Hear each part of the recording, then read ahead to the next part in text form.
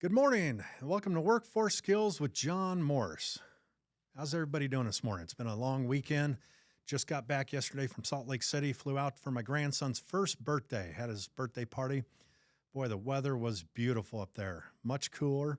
It was interesting to hear that I think a week and a half ago on a Monday, they just got dumped 40 inches of snow up there in the mountain areas around there, which was pretty interesting. But had a great time, enjoyed it, and came back here to the heat. I think in the next week and a half, we're going to be hitting 100-degree digits again. So getting ready for that. So we got to be prepared for that. Get out there and in the heat, make sure we're hydrated. You know, every climate's a little bit different. We have to prepare for whatever's in front of us, you know.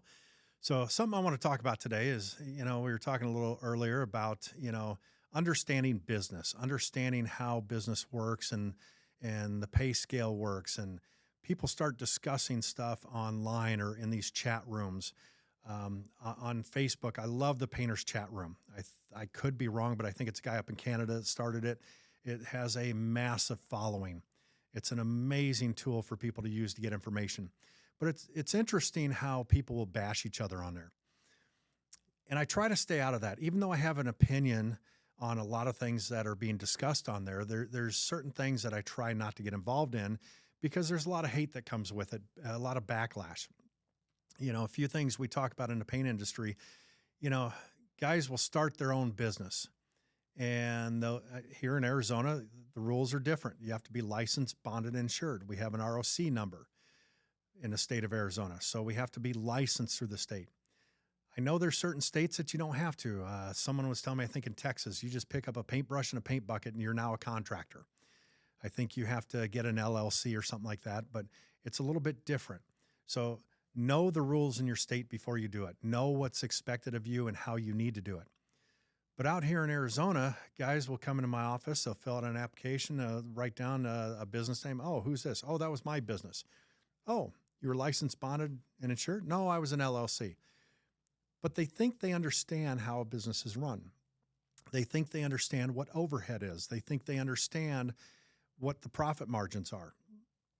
It's interesting how some people I think it's more in residential and unlicensed contractors, guys who think that they're, I should say, unlicensed entities because you're not a contractor because you don't have an ROC number. But when we look at this and we think about it, they talk about how it's a third profit, a third material, a third labor. That is not the case in this business. It's nowhere near what it is. People look at a business owner and think, oh, you own your own business, you're rich. It doesn't work that way. And I think a lot of times they don't understand what overhead is. I think the term overhead, and even in an individual who doesn't own their own business, think about your own personal life. Think about what you have as overhead. So let's say you get a paycheck and it's $1,000 a week, but then you got taxes. You got a certain percentage that comes out that you're paying out. So by the time it's all said and done, let's say you have $700, $750 left in your pocket. You talk to these same individuals and how much you got in savings? Oh, I got about $500. Been working for me for 6 months. You should have more than that. Well, I got bills. I got this. That's what overhead is. You got your rent. That's overhead. You got your food. That's overhead. You have to have certain things to survive. A business has to have certain things to survive. A business has to have their rent paid if they're leasing a space. Business rent is a lot higher than residential. Everything is more expensive when it comes to a business. My internet, my phone service, it's twice as much for a business than for a personal. Don't know why, but that's just the way it is. Everything we do is a lot more expensive. Gas prices. I pay our gas bill for our company trucks every 2 weeks. Our gas bill I just received for 2 weeks was $5,700. The 2 weeks prior, it was $4,800. 2 weeks prior to that, it was $3,900. So gas prices are going up in the area. So I have to account for that. That's quite a bit of a jump. So as we look at a business, what else does a business have? Every employee. Employees are overhead. Materials is overhead. The lease space is overhead. The vehicles is overhead. The cell phones for all the superintendents and estimators is overhead. Internet service, phone service, health insurance, everything we have, there's a cost to it. We also pay 50% of our health insurance for all our employees if they opt to get that. So there's so much involved in running a business that people don't understand it. They don't understand why they can't get that raise. I've got guys on salary. It's kind of nice right now. We are so busy. We have more work than we can handle. But what happens when it slows down and the money's not flowing in like it is right now? Those guys on salary still get the exact same paycheck, whether the work is busy or whether it's light. They also get the same paycheck come Thanksgiving. We only work 3 days that week. So now we're looking at these situations that's what balances everything out. Everybody wants a raise. They want more money. They think they're worth more money. They think they deserve more money. You got to work for it. You got to earn it. I know back in the day when I was working, the one thing we did was we worked our regular job and then we hustled. We went out and did side jobs. We did things to help us make more money. As a kid, we grew up on a fairly lower income side of town. And I remember as a kid collecting aluminum cans for money. I remember as a kid having a newspaper route. We did things to survive. I think times have changed now and we've become too soft. I think we expect everything to be easy nowadays. It's time to get out there and work. It's time to get out there and hustle. It's time to do something. Earn the money you're making. It's not going to be given to you. So how do I pay the bills? How do I have extra money? How do I save extra money? We have to look at the cost of everything. It's interesting when you go to the grocery store and I look at our food cost and how that's going up, how that's changing. How can we cut those costs back? How can we change that? Right now it's just me and my wife, but the food costs are going up. It's getting expensive. It's more now for 2 people than when our kids were growing up and we had 4 people in the house. It's literally quadrupled what I was paying when my kids were little. And it's just the 2 of us. We're not eating anything different. We're eating the same kind of foods. Nothing has changed. We go out to eat a lot less now than we used to too, because of the cost. And it's not a question of whether we can afford it or not. It's a question of how am I going to set myself up for retirement? How am I going to set myself up so I live a comfortable life as the years go on and I can't get out there and do it as much? That's what we have to look at. So how can I make changes? How can I earn more money? How can I get ahead? How can I save more money in the bank? It is difficult. You find a side hustle, you find something.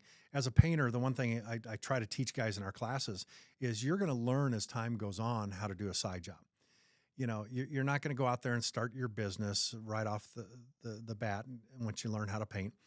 But I remember years and years ago, I'd have someone come up to me, see me dressed in my painter's whites at the grocery store somewhere. And, oh, you're a painter? Yeah, well, I need to got a bedroom I need painted. I'd be happy to help you. I would charge them $400 to paint that bedroom. That's to paint the 4 walls. That's 4 walls that need painted with 2 gallons of paint. And at the time, let's say that 2 gallons of paint is going to cost me $50.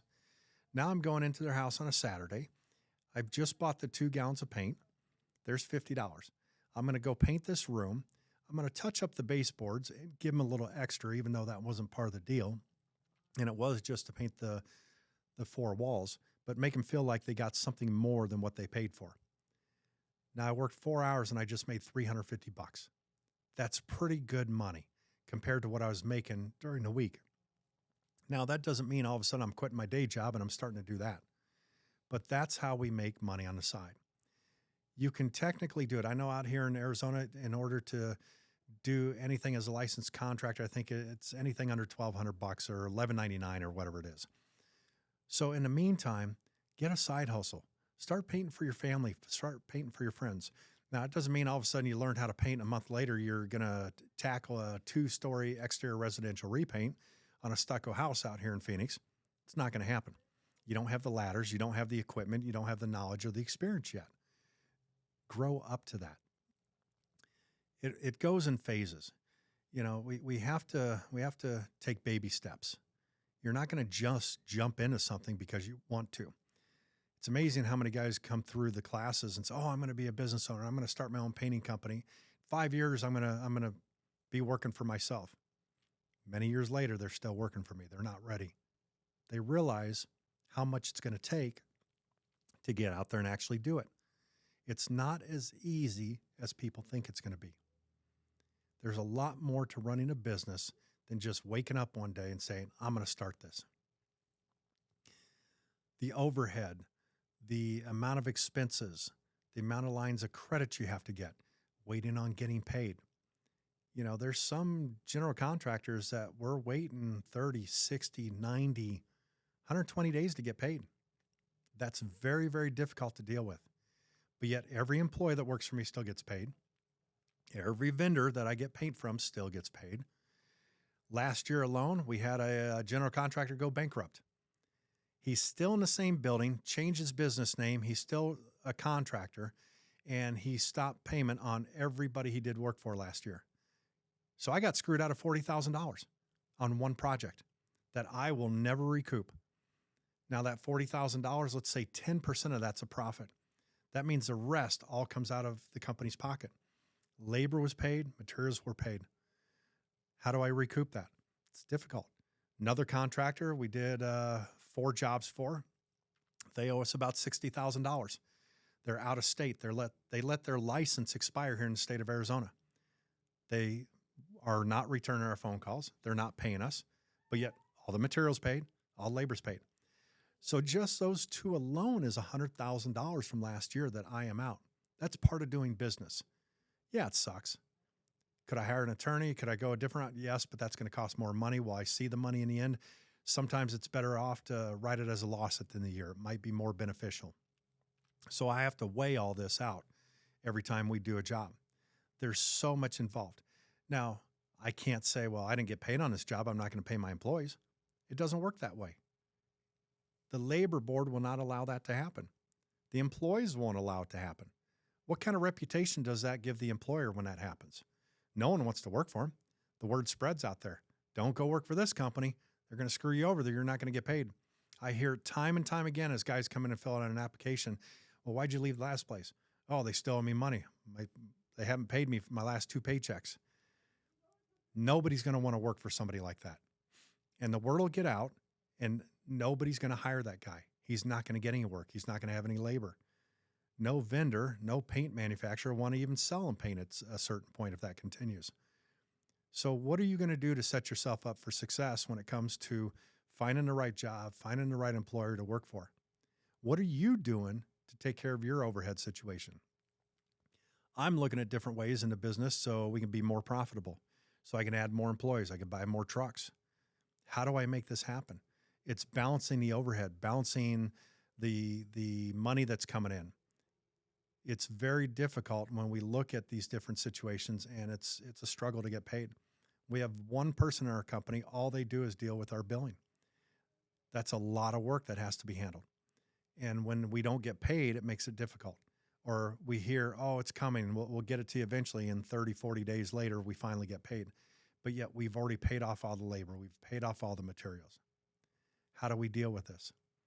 You know, if one of my employees walks in and they look on my desk and they see an invoice for $100,000 or a check for $100,000, they're going to think, oh my God, he's rich. But where'd that $100,000 go once it went into the bank? There's bills to be paid.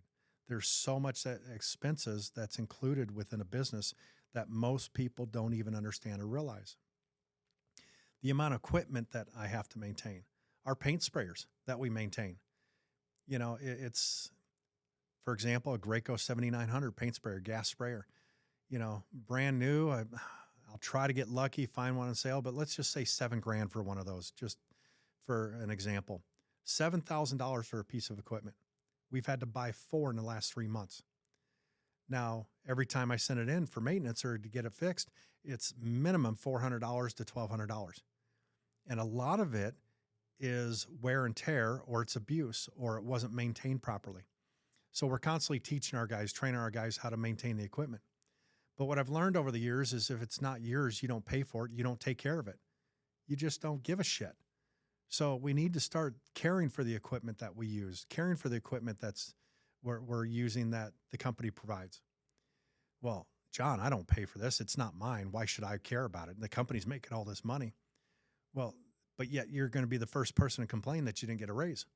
So you didn't get a raise, but you're abusing the equipment. There's your raise right there. Take better care of the equipment. Well, nobody else does. Well, I guarantee you the boss sees who's maintaining equipment, who's taking care of it. So if you pay attention to what you're doing, if you try to do the right thing, I guarantee you the right thing will happen back to you. It's just a question of what you're looking at, what's your perception of what you're doing. I can look at employees of mine and I can say, hey, this guy is not very good. He doesn't have the experience. You know, I heard a story here recently. I'm reading a book by Dale Carnegie, and one of the stories was he had a secretary, his niece, 19 years old, and didn't know what she was doing, was terrible at the job. But yet he had to take a step back and look at himself and say, you know what, I'm twice her age with 10,000 times the amount of experience that she has. So I can't judge what she's doing based on my experience. So we can't do that when we're looking at people. We have to look at each individual and say, what is their experience level, what they can do, and we have to train them. If you've been trained and you know how to maintain the equipment, maintain it properly. If you haven't been trained, ask for help. That's the problem. I think people are too scared to ask for help. They want to feel like they're supposed to know everything, or asking for help shows a sign of weakness. That's not the case. Asking for help shows more value in an employee to me than someone who acts like they know what they're doing that doesn't know what they're doing. I want people to ask questions. I want to help them get to the next level. That's the goal as we progress in this business. In any job, we want to progress. We want to get better. How are you going to improve yourself? How are you going to get yourself to the next level and get better? Ask for help. Ask for knowledge. Start educating yourself. I don't want an employee that acts like they know everything. We've got a couple of programs that we started, and one we've stepped away from a little bit, and it's running itself, and there's a new instructor there. One thing I look at this situation is he's teaching everything about paint to guys that have never painted before. But he's not teaching how to be a good employee.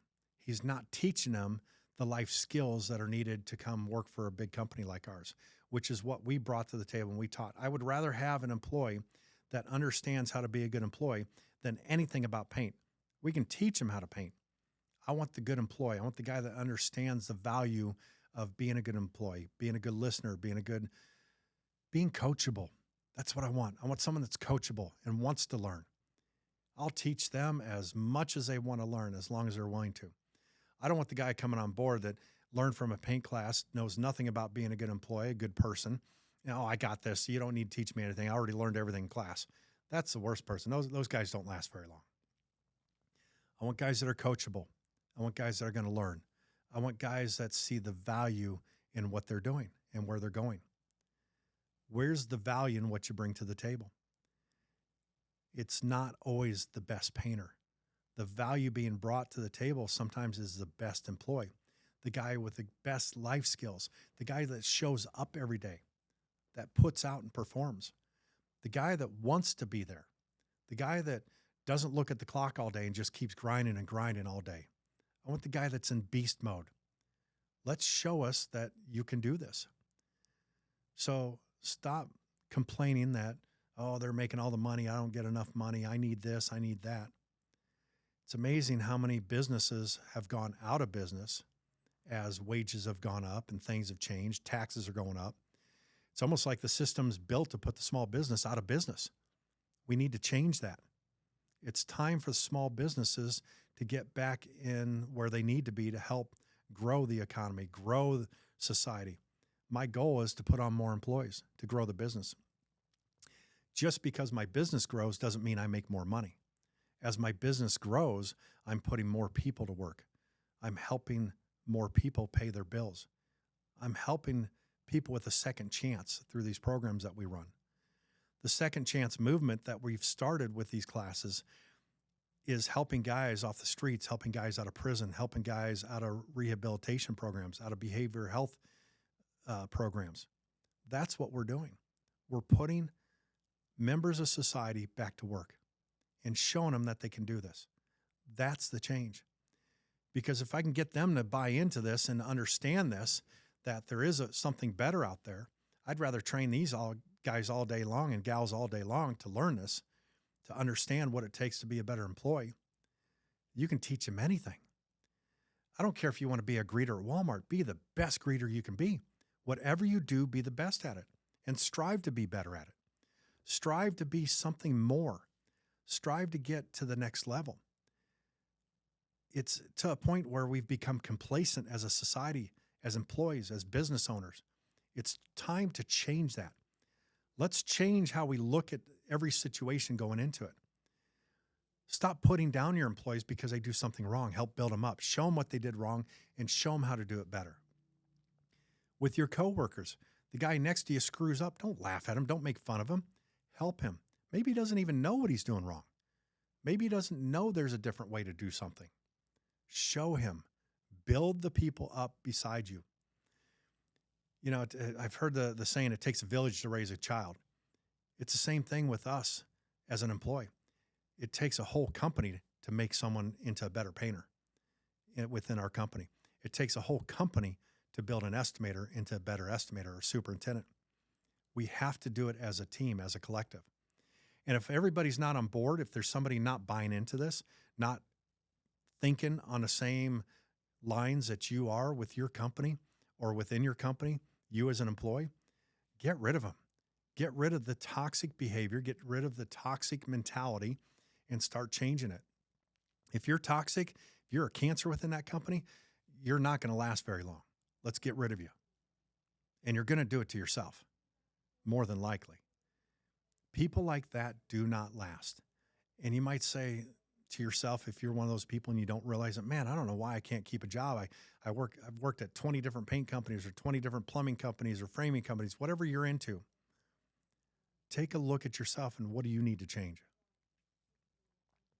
Start thinking about how you can be a better employee, how you can change who you are and what you're doing.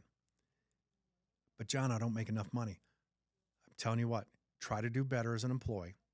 Try to change that first, not your skill set. Change who you are as an employee. Change the way you walk, the way you talk, the way you dress, the way you carry yourself, the way you represent yourself. Represent that company to 110%, and I guarantee you will see a change. And if you're in a company that doesn't appreciate that, go somewhere else. Someone will see the value in you. And that's when you start making more money. That's when you start getting the side jobs and you get that side hustle going. Your whole mentality changes. Your whole attitude will change. That's what it did for me. It didn't start off where one day I just thought I was going to own a company. I started small. Started painting a room here and there, a door here and there. Started hustling. All of a sudden, I'm painting a garage, and they want the side garage door replaced. I'd never done it before. I've seen it done. I watched a couple videos. Guess what? I did it. It wasn't the easiest thing. It took me 10 times as long as it should have, but I figured it out, and it got easier. And then I started throwing that in a package deal. I started looking at some of these houses out here in Arizona, on these houses I was painting, and looking at the side garage doors that were older homes. And then it had these old warped wood doors that were falling apart, laminate pieces coming off. And I started looking at Home Depot, and I looked at these aluminum insulated doors or metal insulated doors, and I thought, you know what? I can do this. Here's what I'm going to start charging. I looked at what they were charging for guys to install it, and I did it for half the price. Yeah, I didn't make great money at it, but it was a skill set that I learned and I improved on. You learn to find these ways to hustle. Houses out here, some of the older homes, they've got shutters on them. Guess what? I found a hardware store that sold shutters. The old ones that were falling apart, wooden, couldn't be fixed, couldn't be repaired, started replacing them. Found different ways to hustle to make extra money. It all had to revolve around painting. It all had to revolve around what I was doing to make this happen. But you start finding ways, and I'm telling you what, if you start on a positive note and you start moving forward, it's going to change. You have to look at what you're going to do to change your situation. No one's going to change it for you. You can't expect anybody to change anything. These guys that think the grass is greener on the other side and bounce from job to job, that's how I'm going to make more money. No, you stick with what you've got. You improve on it. You become a better employee. You fix your situation that you're in to begin with. That's how it changes. We can't just keep bouncing from job to job. You can't think, oh, it's going to be better over here. I'm going to go over here. Start changing your situation for yourself. Start changing you. Start changing how you look at situations. Start thinking more positively. Stop putting the people down around you. Stop looking at the people around you. Let's start building them up. Build up the guys around you. It doesn't matter what position you're in any company, whether you're just beginning or you're the owner of the company. You build the people around you, you become a positive person, and things will change. Guarantee it. So what can we do today to make tomorrow better? We're going to change our attitude. We're going to change how we look at situations at work. I'm going to look at the painter next to me. I'm going to look at the employee next to me and say, what can I change with this guy? What is he doing? How am I treating him? What can I do differently? How can I help him be a better employee? How can I help him be a better painter? And maybe in turn, he can teach me a few tricks. We can learn from each other. So what can I learn from my coworkers? What can I learn to do better, to do differently, to make it a more better environment to work in? How can we change this? How can we change our situation to make it better? So that's what we have to start looking at. Whether it's being a better person ourselves, whether it's being a better employee, whether it's being a better tradesman at whatever skill you're in. And maybe you're not in a trade. Maybe you're working in an office somewhere. Start looking at what you can do differently within the office situation to help the people around you. You know, even though we're in a trades, we have people in the office. We've got about a dozen people in our office that are constantly working. How can we make it a better environment there for our employees? How can we help the people next to us? You know, we've got an employee that hurt himself here recently, and he's walking with a cane. He's got his arm in a cast, and we've got him in the office in the estimating department, learning how to become an estimator. He's been in there for about a week now, and I'm looking at this guy thinking he might be our next estimator. And it's interesting how just an unfortunate fall off a ladder might have changed the direction that he's going. So how can I help him become a better employee? What does he need to learn? How can I help him? And even if he doesn't become an estimator, what knowledge is he getting from the estimating department that he's going to be better out there in the field? Being able to read blueprints. When a superintendent for a general contractor comes up and says, oh, no, you're painting that wall the wrong color, and you can say, well, let's look at the plans together. He's going to know exactly where to go to and where to look to make it better, to make that situation to where he has the knowledge, he has the understanding of what he's doing. That's the change. That's the difference. How can I help him become a better employee? What knowledge can I give him? What can I teach him? You know, we started doing that a while back when we had our first superintendent hurt himself. He was on crutches and had his foot in a cast. And so we brought him in the estimating department. We figured he's got to collect a paycheck. We're paying him salary. Let's get him learning something. What a difference it made on his jobs. His jobs are actually more profitable now. Now, some people might look at it, well, you lost money. You had him in the office. He wasn't doing anything. But I tell you what, he's going to make that up 10 times fold before the end of the year just because of the knowledge that he gained from being in that estimating department. What he can do now that is better than what he was doing before. The information he has is changing everything. It's making it 10 times better for every situation, every job that he walks onto. So there's value there. Every person in our company, we're looking at how can we change the value of their situation? How can we make them more valuable? How can we teach them? You know, one thing we're going to start doing too is each employee, we're going to start looking at each level of the guys within the company and bring them in and have a meeting and talk about what can the next level up do to make your job easier. You know, we're always busy to complain about everything that's wrong, or we think everything needs to be fixed within a company. Well, we look down as owners at each level. Each position looks down at the person below them and wonder, why aren't they getting this? What's wrong? But we never ask them how we can help them. So the goal now is I'm going to reverse that to where starting at the bottom up, having a meeting with them and saying, what can the next person above you do to make your job easier? And get their input, get their information. What do we need to do? Maybe we're looking at it completely wrong. We're looking at them saying, well, they're not doing this right. They're not doing this. I need to do this. Maybe that's not what needs to happen. Let's get their input on it. So start looking at it differently. We have to change what we're doing. You know, the definition of insanity is doing the same thing over and over and expecting a different result. We continue to do the same stuff over and over and it's not working. So let's change it. So for me, it's going backwards. Let's do it a different way. Let's get some different information. I can ask these guys, what are these guys not doing? Why are they not working the right way below you? Are they not listening to you? Let's get the guys below them telling me what's different. What do they need? So that's how I'm going to start looking at these situations. So what can I do to help you become better? How can I change the situation within the workplace? So we have to think outside the box. For me, there is no box. That's been crushed. Everything is on the table. So what are we going to do to change our situation? What can we do differently? Go outside the norms. Go outside what is normal. Go outside what is traditional and change things. You know, we hear about entrepreneurship and how these guys start their own businesses and they do things, and someone can all of a sudden just out of the blue come up with an idea and it works and it makes them millions of dollars. I guarantee you those guys think outside the box or they've crushed that box. It's no longer there. So what can we do to change this? You know, it's interesting when we were going through COVID, you know, everybody was talking about, oh, I can't find labor. I can't do this.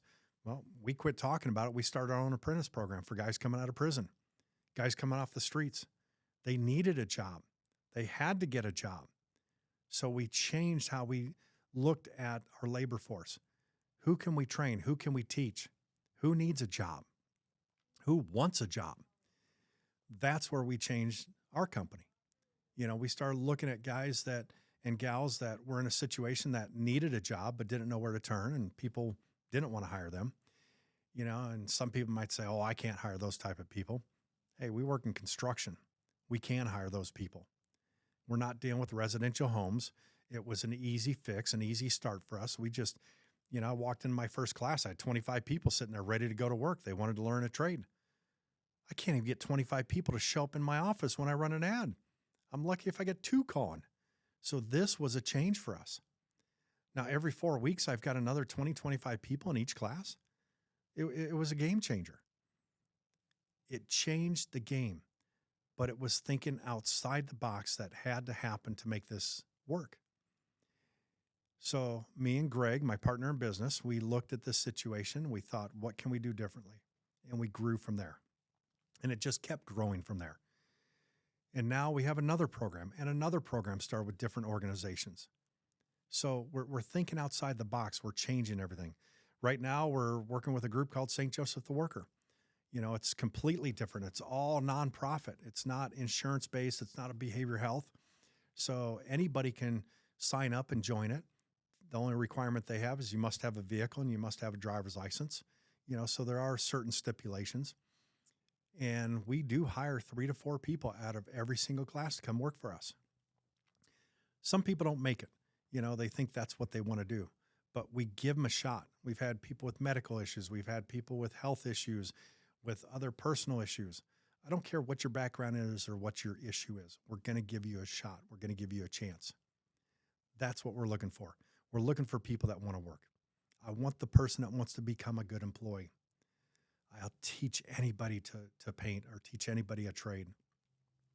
We have electrical classes, framing classes, drywall classes, tile classes, CDL. You name it, we've got it.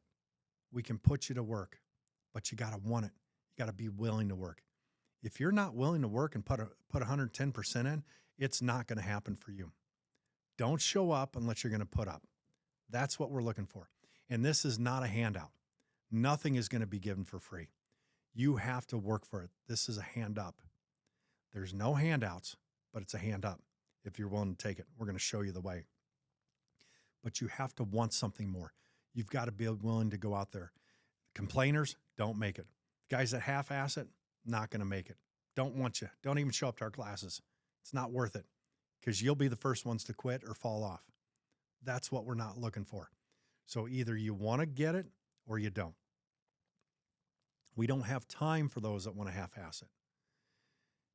Now, there are certain people that they come in and they're not sure what they want to do, and maybe painting's not for them. We have the other trades. There's always an option for you. But the idea is to become a good employee first. We're teaching the life skills. That's basically what we talk about on these podcasts. This is just soft skills, life skills, how to be a good employee. What do you need to do to make it out in the workforce? This is simple. It's just common sense.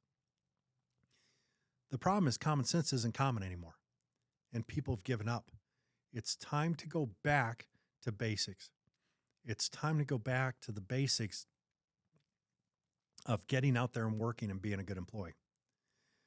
You know, it's interesting. We were sitting at my grandson's birthday party this weekend with my son-in-law's parents, and my wife is currently retired, and they had asked me, "Well, John, when are you going to retire?"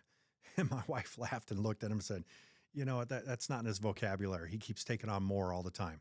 He's doing this and he's doing that. He's taking on another class. He started a podcast. I don't know when to stop. I'm in beast mode every single day. I'm working every single day. When I'm done here, I'm heading to a meeting at the office. And then I'm looking at the schedule. I'm looking at everything that we have to deal with within the workplace. It never stops. We never quit. When you can get into that mode, everything will fall into place.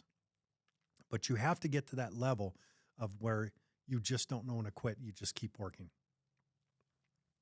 Someone will say, "What about self-care, John? You got to take care of yourself. I got to have time off." When it comes to self-care, when it comes to getting that time off or taking a break, there's time for that. You'll find ways to make that happen. You have to work. We have to make money. We have to provide for ourselves. If I want more, I have to work more. If I want more, I have to find ways to make more money. It's not going to be given to me. That's how you have to think. Even as an hourly employee and a salaried employee, you have to think the same way. Our country was raised by entrepreneurs. It was grown on entrepreneurship. It wasn't built in a day. Everybody back in the day worked for themselves, whether it was farming, whether it was hunting, no matter what it was. The way we get ahead is finding ways to make more money, finding ways to improve on our skills, finding ways to get to the next level within our companies, our work. Quit complaining about it and do something about it. Start changing you and what you need to do to get to that next level. Start finding that hustle that gets you to where you're at. With us dealing with a lot of guys and helping a lot of guys that come out of prison or off the streets or from homelessness back into the workforce or out of drug rehabilitation back in the workforce, I try to teach these people that take that street hustle and make it a work hustle. Whatever you work so hard to screw up or get that next fix or make that money back in a day, find a way to make this work. Make it a work hustle. It's interesting when I get guys coming in after the first of the year every year, and there's always about 5 or 6 that come to me and they say, "John, I can't believe this. I made more money. I'm paying taxes now. I made more money this year than I ever did hustling or doing what I was doing before." What a relief that is for me to hear that and see that. I've had grown men that have spent half their lives in prison come into my office and cry because they're so excited of what they've accomplished and thank me for it. And I'm very humble when this happens because it's tough for me to listen to the praise and when they say, "Because of you, John, this is why I'm where I'm at." No, I just showed you the way. You did it. I just showed you the path. No one can make it happen unless you want it to happen. No one's going to make you more money unless you want to go out there and hustle and make more money, work harder, find that beast mode, find a way to get out there and become better. Find a way to make your overhead smaller, whether it's your rent. I've got guys working for me that pay way too much in rent. They're living way above their means. Downsize, find a way to make it work. There's ways to budget your money. And maybe one day we'll talk about that on a podcast because I do run a class on budgeting, for guys, because some of the guys coming out of these programs, they've never budgeted money. They've never had a bank account. How do you teach someone that? How do you teach someone to save money when they've never saved?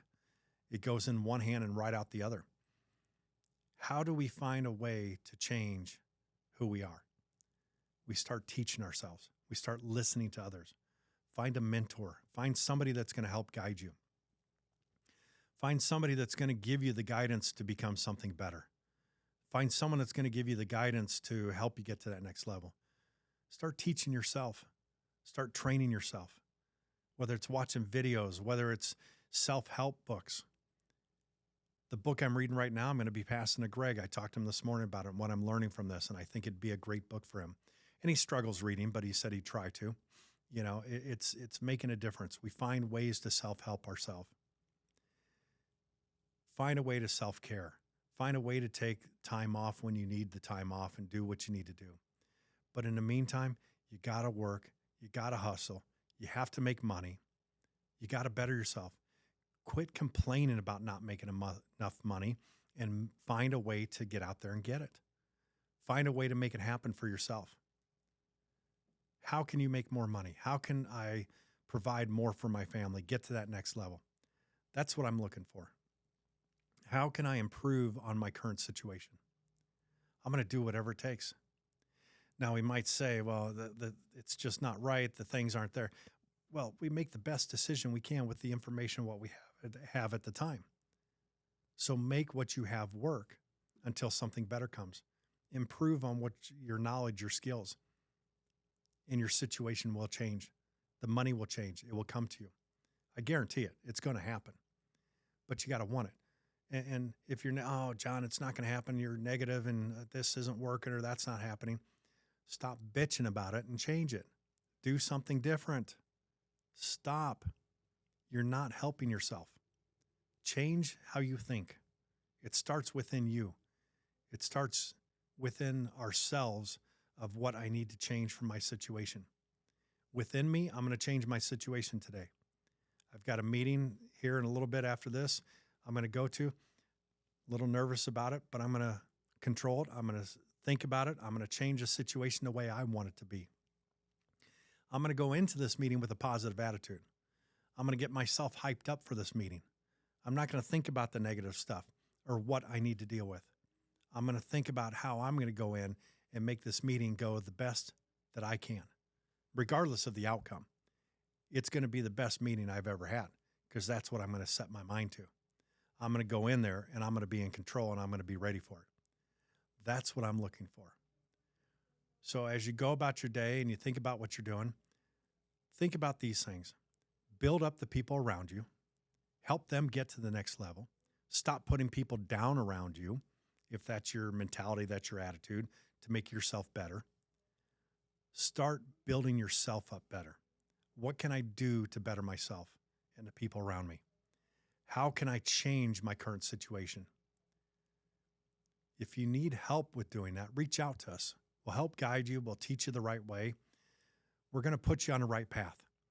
Maybe you're looking for a new career path. Maybe it's coming to one of our programs and becoming a painter or an electrician, framer, drywall. There's programs out here for you that's going to help you get on the right path. I look forward to helping you guys out as these continue and, reach out and see what we can do for you. Once again, thank you for being with us and stay hungry.